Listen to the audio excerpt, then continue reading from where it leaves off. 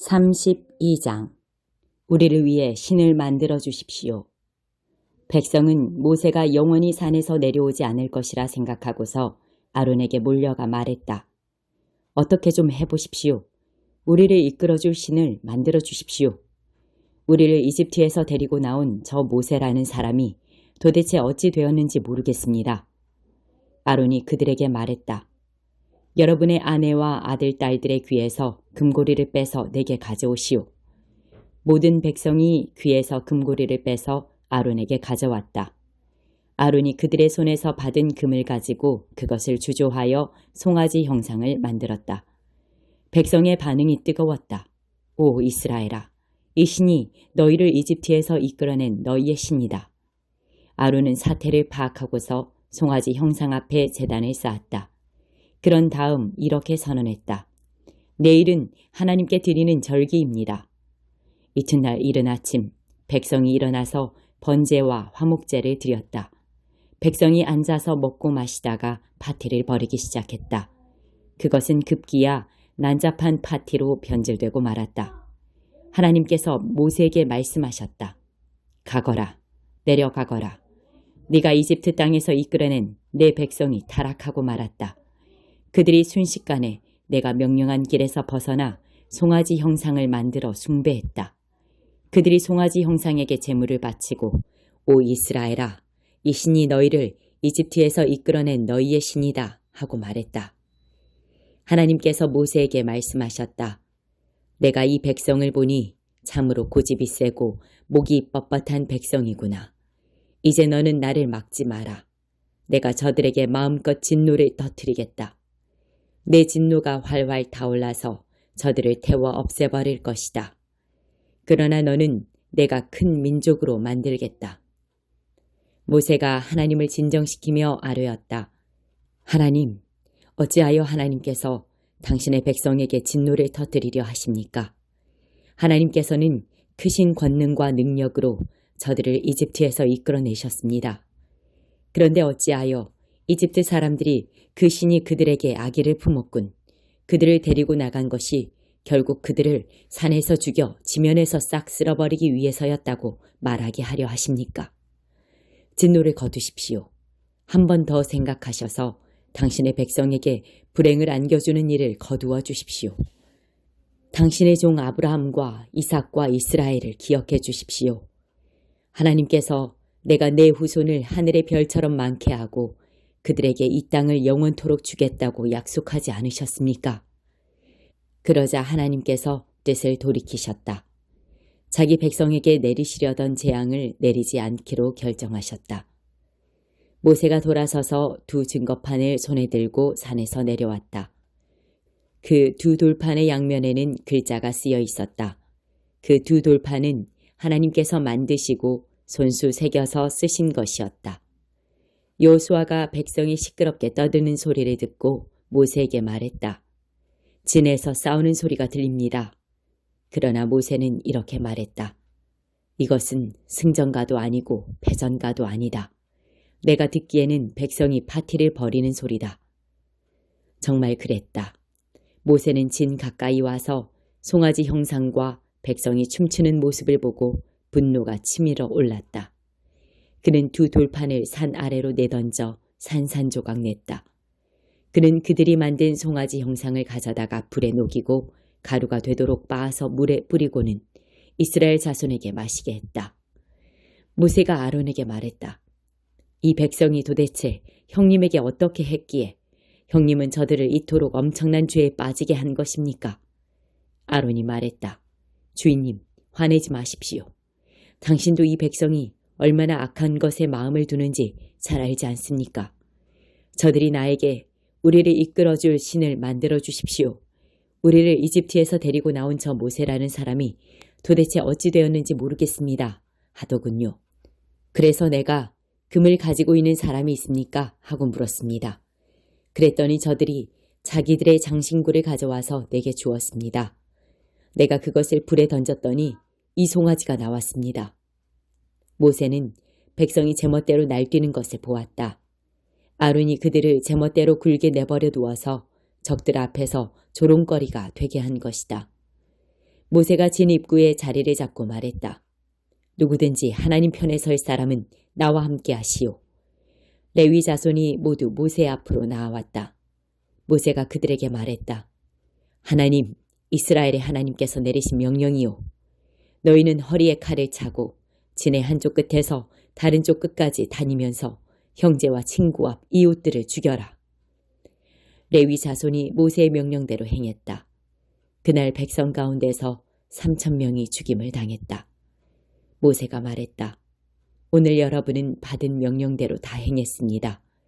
큰 희생을 치르면서 여러분의 아들과 형제들까지 죽였습니다. 하나님께서 여러분에게 복을 주셨습니다. 이튿날 모세가 백성에게 말했다. 여러분은 엄청난 죄를 지었습니다. 행여 하나님께서 여러분의 죄를 깨끗게 해주실지도 모르니 이제 내가 하나님께 올라가려고 합니다. 모세가 하나님께 돌아가서 아뢰었다. 참으로 끔찍한 일이 아닐 수 없습니다. 이 백성이 죄를 지었습니다. 그것도 엄청난 죄를 지었습니다. 저들이 자신들을 위해 금으로 신상을 만들었습니다. 하지만 이제 저들의 죄를 용서해 주십시오.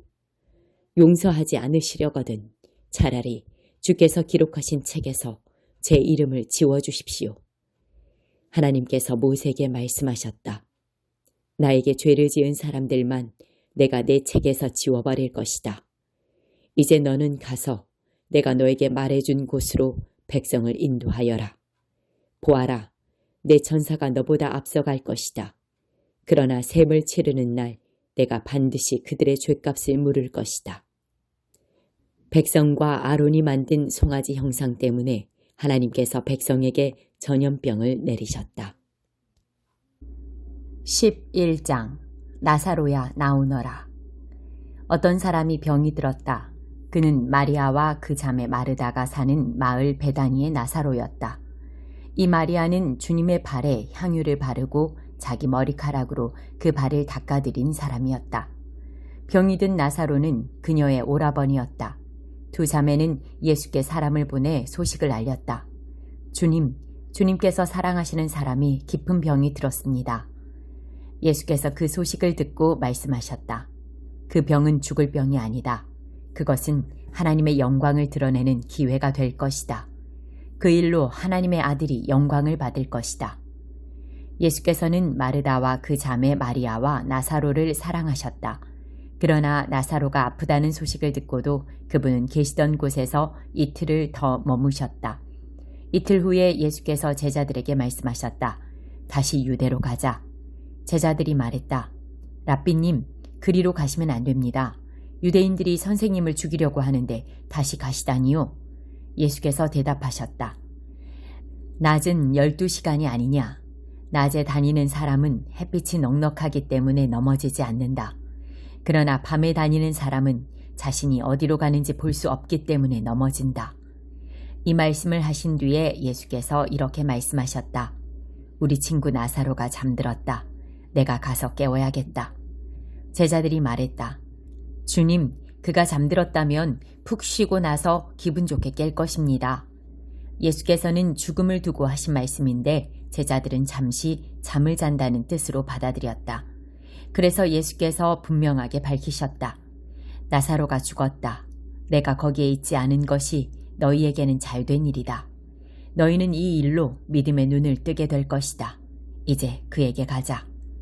바로 그때 쌍둥이라고 불리는 도마가 동료들에게 말했다. 갑시다. 우리도 그와 함께 죽는 것이 낫겠습니다. 예수께서 마침내 베다니에 도착해서 보니 나사로가 죽은 지 벌써 나흘이 되었다.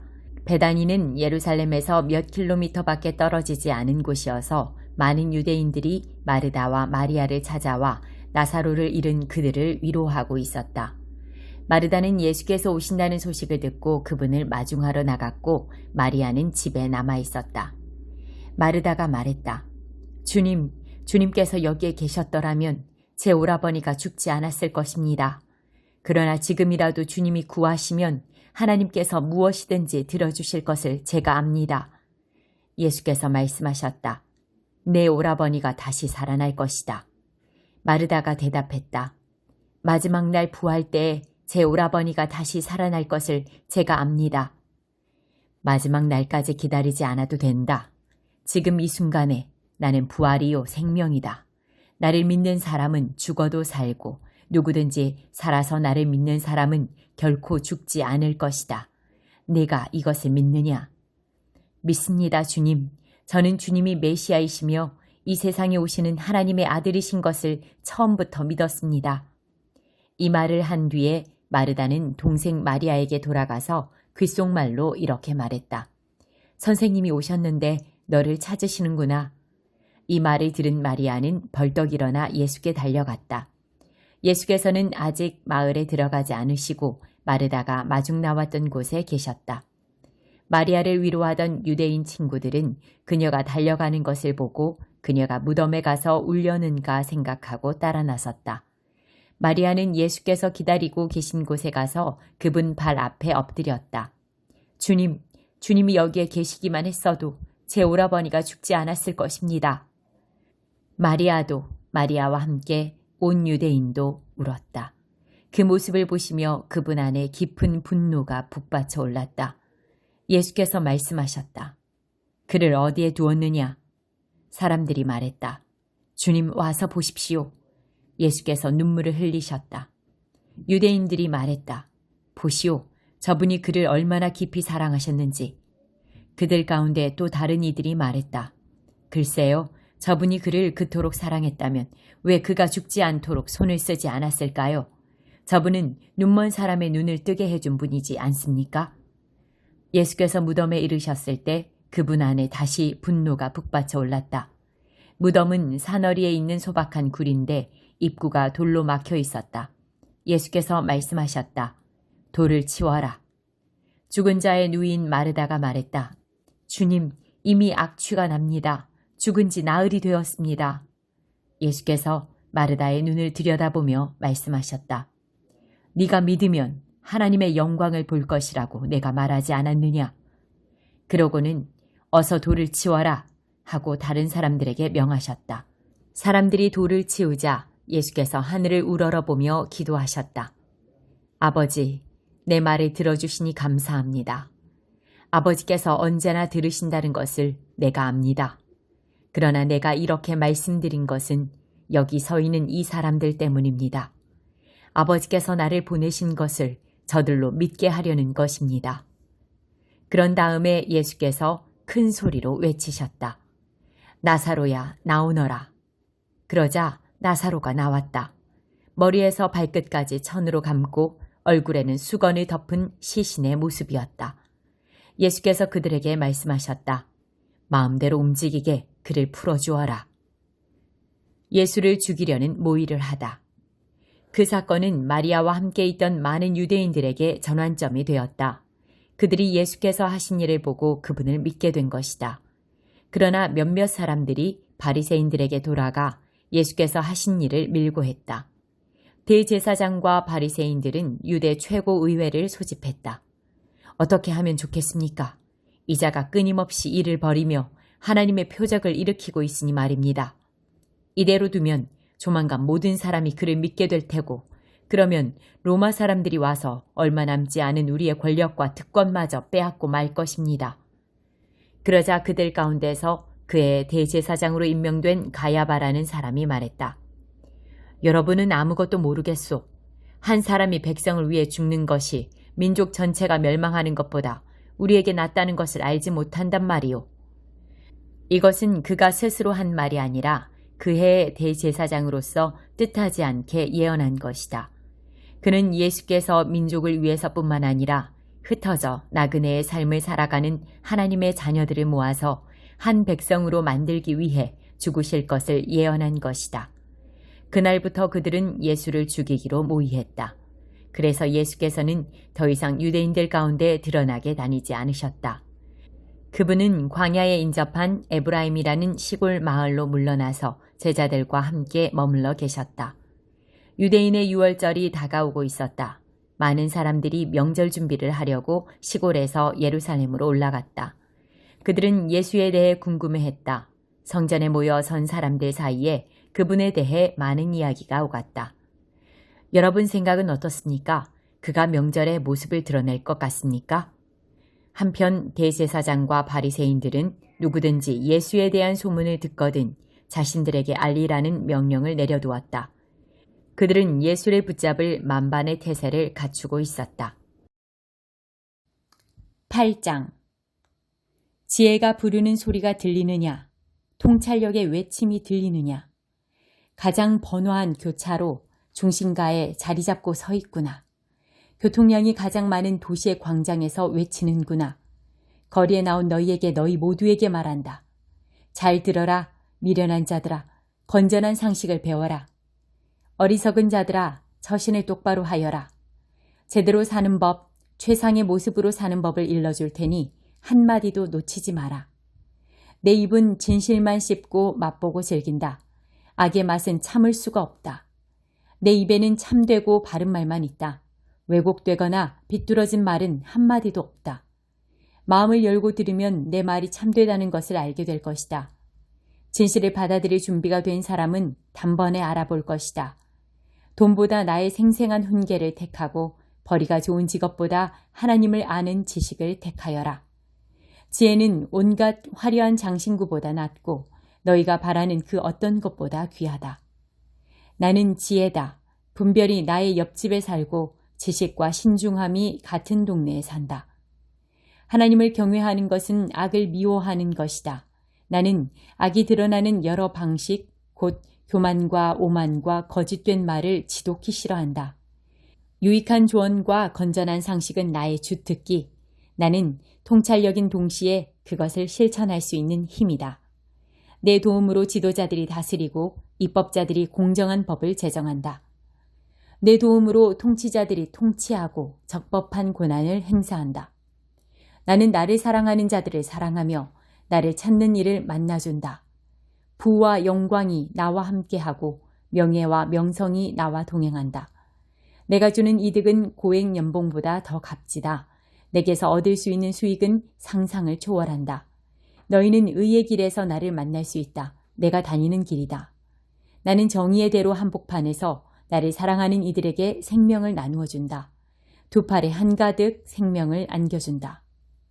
하나님은 모든 일에 앞서 주권적으로 나를 만드셨다. 나는 하나님의 첫 작품, 근본 작품이다.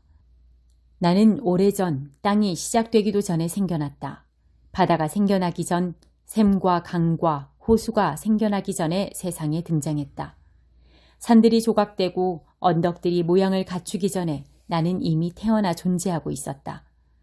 하나님께서 지평선을 활짝 펼치시고 토양과 날씨의 세세한 부분까지 챙기시며 하늘을 든든히 제자리에 두시기 오래전에 내가 거기 있었다.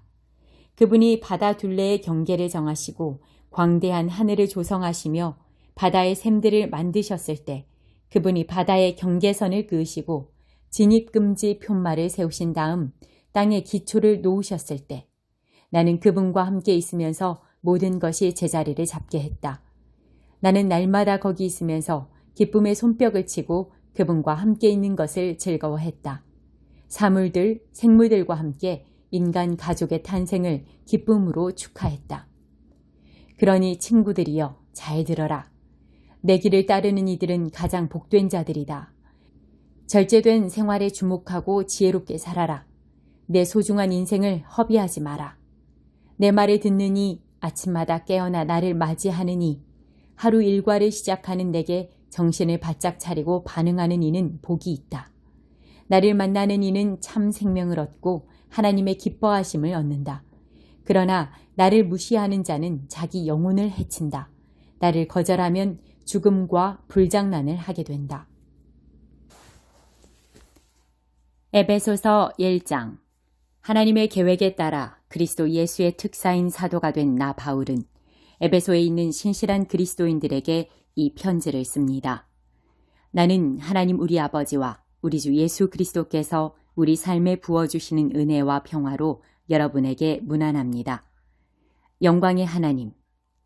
하나님은 얼마나 찬송받으실 분이신지요. 하나님은 얼마나 복되신 분이신지요. 하나님은 우리 주 예수 그리스도의 아버지이시며 그분 안에 있는 축복의 높은 자리로 우리를 데려가시는 분이십니다. 하나님께서는 땅의 기초를 놓으시기 오래전부터 우리를 마음에 두시고 사랑의 중심으로 삼으셔서 우리가 그분의 사랑으로 온전하고 거룩하게 되도록 하셨습니다. 아주 오래전에 하나님께서는 예수 그리스도를 통해 우리를 자녀로 맞아들이기로 작정하셨습니다. 이 계획을 세우시며 하나님은 얼마나 기뻐하셨는지 모릅니다. 하나님께서는 그분의 사랑하시는 아들의 손을 통해 아낌없이 베푸시는 선물을 우리가 찬양하기 원하셨습니다. 메시아의 희생, 곧 십자가의 제단에 뿌려진 그분의 피로 말미암아 우리는 자유로운 사람이 되었습니다. 우리의 모든 잘못된 행실에서 비롯된 형벌과 처벌에서 자유케 된 것입니다. 그것도 겨우 자유케 된 것이 아니라 넘치도록 자유케 되었습니다. 하나님께서는 모든 것을 고려하셨고 우리에게 필요한 모든 것을 공급해 주셨으며 친히 기뻐하며 세우신 계획을 우리에게 알려주셨습니다. 하나님께서는 그리스도 안에서 그 계획을 우리 앞에 활짝 펼쳐 보이셨습니다. 그것은 만물, 곧 광대한 하늘에 있는 모든 것과 땅에 있는 모든 것을 그리스도 안에서 화해시키시고 종합하시려는 원대한 계획이었습니다. 그리스도 안에서 우리는 자신이 누구이며 무엇을 위해 사는지를 알게 되었습니다. 우리가 그리스도에 대해 처음 듣고 소망을 품기 훨씬 전에 하나님께서는 우리를 눈여겨보시고 우리로 하여금 영광스러운 삶을 살도록 계획하셨습니다. 그것은 하나님께서 만물과 모든 사람 안에서 성취하고 계신 전체 목적의 일부였습니다. 그리스도 안에서 여러분은 진리, 여러분의 구원에 관한 이 메시지를 듣고 믿어 구원을 확신하게 되었습니다. 그것은 성령께서 서명하고 보증하여 전해주신 구원입니다. 하나님께 날인받은 이 인증은 앞으로 계속될 전집의 첫 권처럼 하나님께서 우리를 위해 계획해 놓으신 모든 것, 곧 하나님을 찬양하며 사는 영광스러운 삶을 우리가 누리게 될 것임을 일깨워 줍니다. 그런 까닭에 나는 여러분이 주 예수를 굳건히 신뢰하고 있으며 예수를 따르는 모든 이들에게 사랑을 쏟고 있다는 소식을 듣고서 여러분을 두고 하나님께 감사드리지 않을 수 없습니다. 나는 기도할 때마다 여러분을 떠올리며 감사를 드립니다. 그러나 감사에서 멈추지 않고 간구합니다. 우리 주 예수 그리스도의 하나님, 영광의 하나님께서 여러분에게 이해력과 분별력을 주셔서 하나님을 친히 알게 하시고 여러분의 눈을 맑고 또렷하게 해주시기를 구합니다. 그리하여 하나님께서 무엇을 하라고 부르시든지 여러분이 정확히 볼 수 있기를 바랍니다.